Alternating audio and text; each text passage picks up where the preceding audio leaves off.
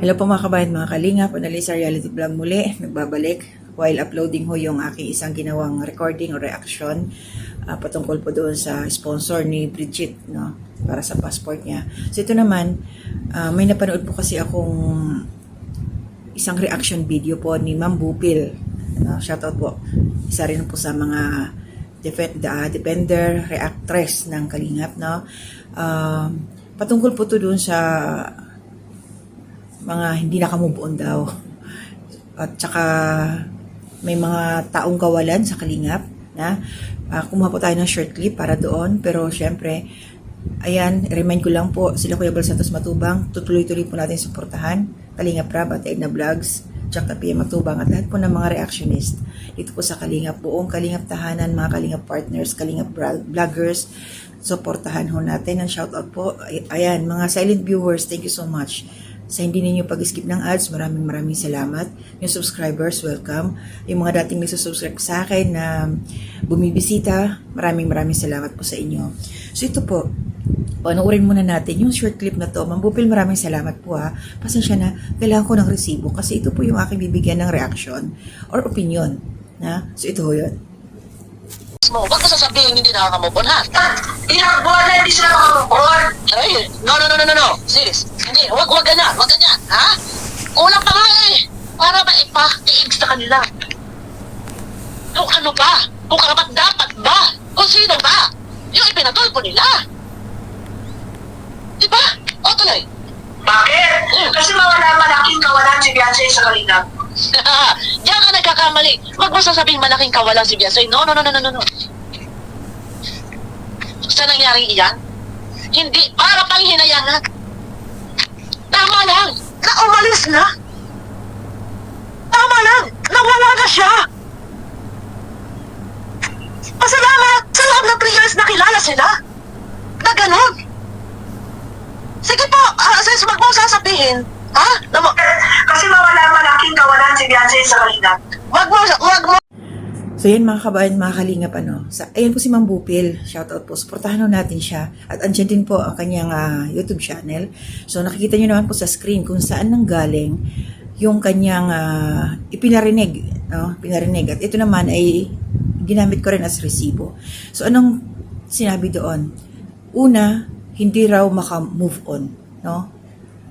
Ang Kalingap, lalo na si Kuya Bal, no? So speaking of move on, paano ka makaka-move on kung yung ginawa sa'yo nga, di ba? Binigyan ka, ipinahiya ka eh. Yung doon sa madlang people, no? Sa Tulfo.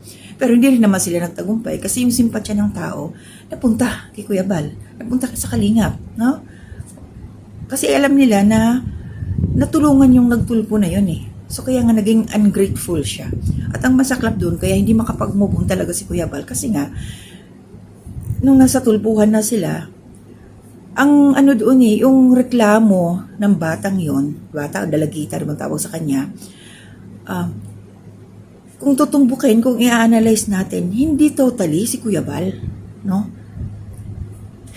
Ang nabanggit doon si Kalingap Edo, sinabi nga naman niya, tapos si Kalingap Rab yung mga upload gustong ipatanggal, no?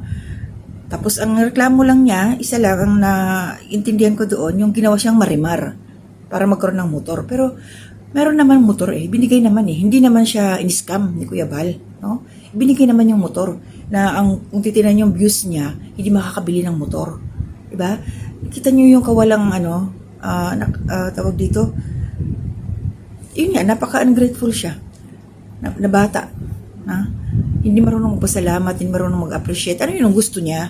Na aabutan na lang siya ng isang bagay, isang gamit na hindi siya mahirapan, walang kapawis-pawis. Ano yun? Katamaran? No? Ganun na ba siya ka-high-end para hindi na maghirap? But anyway, ba't siya magreklamo ng ganon? Di ba? Nakuha naman niya. So, patungkol sa pag-move on na yan, hindi talaga mahirap mag-move on yan. Kahit sino, hindi makakapag-move on dahil tatak na yan eh. So, siguro, makaka-move on, mapapatawad, pero hindi na matatanggap. Bumalik kayo sa Tulpo, TQ. Linisin nyo yung pangalan ni Kuya Bal, no? Linisin nyo ang pangalan ng Kalingap, nila Kalingap Rab. Doon kayo on the air na manghingi ng sorry, pasensya o ano sa mga nanood. Baka sakali, no? Balikan nyo doon. Baka matanggap pa. Siguro matatanggap yun ni Kuya Bal kung ano, baka mag-move on na nga siya. Baka hindi na kayo, ano. Yun ang isang napanood ko sa live niya eh. Live ba yun or video? Na once ginawa nyo yun, na pag bumalik kayo dun sa tulpuhan, makaka-move on si Kuya Bal, hindi na kayo tatapik. Pero, good luck na lang, di ba? So, ito naman yung sinasabi dito na ang lakas ng trip eh. Yun yung pangalan na nasa screen, ano? Hindi ko na lang siya i-mention, basahin nyo na lang po. Sabi niya, kawalan daw si Beyonce sa Kalingap. Paano magiging kawalan sa Kalingap? Bakit? Nakita nyo na ba ngayon na down na yung Kalingap kasi nawala si Beyonce? Ha? Bagsak na ba yung Kalingap? Hindi na ba gumagana? Hindi na ba gumagalaw sila Kuya Bal? Sila Kalingap Rab? Wala na ba yung Kalingap? Para sabihin yung kawalan, sino ba si Beyonce? Di ba isa lang naman siyang tinulungan? Pamilya na, tinulungan ng Kalingap, nagkaroon ng maraming sponsors dahil sa Kalingap. Tapos sasabihin ninyo, kawalan? Hindi po kawalan, nakakahiya naman kayo. Hindi po kawalan si Beyonce, pambihira, no?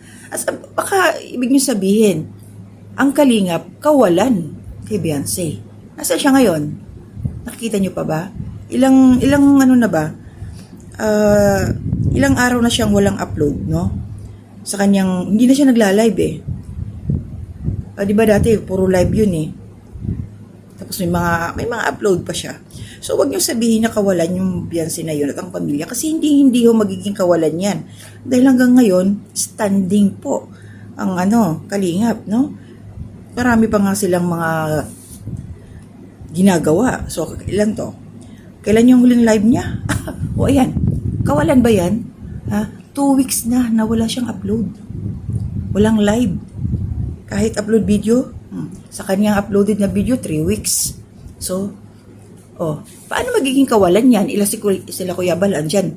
Araw-araw, may live, may upload, ganon. Tapos sabihin yung kawalan, sino ba si Beyonce? Para maging kawalan sa Kalingap. Diba? Isip-isip po yung mga nagtatanggol sa batang yan. Siguro kailangan niyo bigyan ng tamang gabay, advice, no, sa susunod. Baka magmaldita pa siya, pagtawanan pa yung taong tumulong sa pamilya nila, no? Ako nanghihinayang kasi di ba syempre alam niyo nung okay pa siya, di ba? Grabe yung blessing. So ngayon, meron pa ba? No? At saka talaga siya, walang kwentang bata. Bakit? Kung sino pa yung mga hindi nakatulong sa kanya, katulad ng yung pumunta sa bahay nila na trinidor sila, yung pa yung pinasasalamatan niya, no? Nabigyan ng konting bagay. Napanood ko kay Kalingap Maymay. Yun ang kanyang itinataas, pinapasalamatan. Grabe. Napakawalang hiya. Sa totoo lang, promise. Pasensya na, ako pinag-opinion at nagre-reaction lang at nagre-retalk din po ako. Totoo naman walang hiya sila, no? Walang hiya. Kung iba yan, bakit nila gagawin sa Kalingap na inaayos yung buhay nila? Nakakatulog pa ba sila ng maayos na nandiyan sila sa bahay na yan na ang naging daan kung bakit nagkaroon sila ng ganyang kalaking bahay ay Kalingap? Tapos ngayon, ganun ang isinukli nila. Wala ng mga respeto. Kulang sila. Walang mga manners talaga sa totoo lang. Walang nakakapag-advise. Sana ma-advise ninyo. Pero kung maayos ang mga pag-iisip niya, kung matitino sila, ultimo, no? Yung kapitbahay nila, si Dr. Love, nagsusungayan na sila ngayon, di ba? Ganon ka ungrateful. So, hindi na ako magtataka kung bakit ngayon nagkakagulo-gulo sila na yung mismong isa rin na naging daan, si Dr. Love, no? Na nakatulong na nagpakilala sa Kalingap, dinala sila sa Kalingap, ngayon, kaaway na nila, no?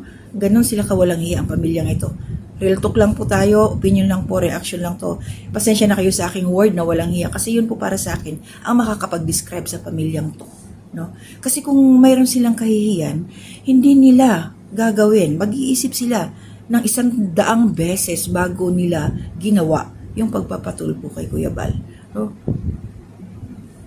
So alam na kung sino yung utak ng pagpapatulpo. May mga kumakalat niya dyan na may mga kasama na akong nagre-reaction. No? Kasi nga lumabas din yung katotohanan. mayroon din live yan si Kuya Bal, mayroon din siyang reaksyon. Alam na niya kung sino yung nagpatulpo sa kanya. So, paano makakamove on yan? So, saluhin ninyo kung ano yung mangyayari o balik sa inyo sa mga naging aksyon. Alam mo, tandaan natin na bawat galaw po natin, may mga consequences po tayong matatanggap. Kaya kailangan, para magkaroon tayo ng magandang balik, gumawa tayo ng kabutihan, gumawa tayo ng maganda. Kasi, sabi nga, digital na yung karma ngayon eh. O, di ba? Digital na yung karma. Kaya matakot po tayo sa karma kasi totoo yun eh, nangyayari eh. No? Good deeds to good deeds, bad deeds to bad deeds. No? Ganun talaga yan. Kung ano yung tinanim mo, yun ang aanihin mo. O magtanim ka ng mabuting puno para mamunga ng maganda. So, pag nagtanim ka tapos bulok, may mga ano kung ano, wala.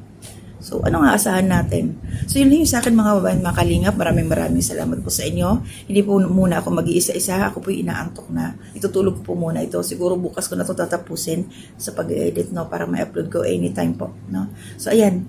Ingat po tayong lahat. Maraming salamat na may a community spotlight na sumisili palagi na dyan nakabantay, mga tahimik lang na sumusuporta sa akin. Kunti man lang kayo pero solido, ako po'y natutuwa. Maraming salamat po. Mag-ingat po kayo palagi. No? Always pray po tayo para sa proteksyon at laban lang po tayo sa hirap ng buhay ngayon. Ano? Basta maging matuwid lang po ang ating isipan. Trabaho lang po tayo ng patas. Huwag po tayong manguunsyami, huwag po tayong mang-scam. No? Trabaho lang. Gawa lang tayo ng gawa ng mabuti, bahala na si Lord ang siyang magbigay sa atin ng reward the way tayo gumawa ng mga actions. No? Hanggang dito na muna. To God be the glory and honor.